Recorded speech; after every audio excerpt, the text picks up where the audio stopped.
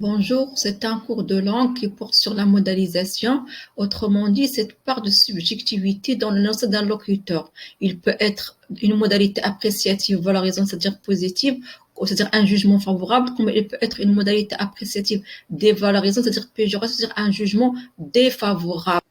Modalité appréciative, les exemples. Sur les figures de ces bons bourgeois, dans cet exemple, nous avons l'adjectif bon qui est de sens positif, donc c'est une modalité appréciative valorisante. Et puis, le deuxième exemple, la mort rend méchant, il y a l'adjectif méchant de sens positif, négatif, donc c'est une modalité appréciative dévalorisante. Venons-en maintenant à la certitude et l'incertitude, qui est aussi une modalisation. Donc, il évalue le degré de certitude de l'énoncé. On cherche est-ce que c'est un énoncé qui est sûr ou bien qui n'est pas sûr. Les modalisateurs de la certitude. Exemple, c'est pour aujourd'hui. C'est un énoncé qui exprime la certitude.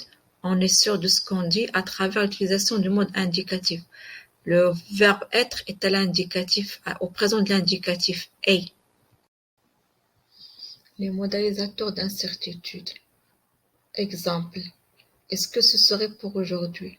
Donc la modalisation est exprimée à travers le conditionnel présent du verbe être, serait, qui montre qu'il n'est pas sûr de ce qui va lui arriver aujourd'hui. Maintenant, on va donner des exemples de modalisateurs. On va commencer par la catégorie des verbes. Nous avons les verbes de jugement, d'obligation, de volonté, de permission, d'opinion, d'état. Exemple de verbes pouvoir, prétendre, estimer, croire, etc. Venons-en maintenant à la catégorie des modes. Nous avons ici le conditionnel qui est le mode le doute, l'incertitude, et puis le mode indicatif, celui de la certitude. Comme les exemples, nous avons déjà vu au début de la leçon. Passons maintenant à la catégorie des phrases et des verbes. On peut citer la phrase exclamative, la phrase interrogative. Exemple de phrase exclamative, que c'est beau, donc qui exprime l'admiration.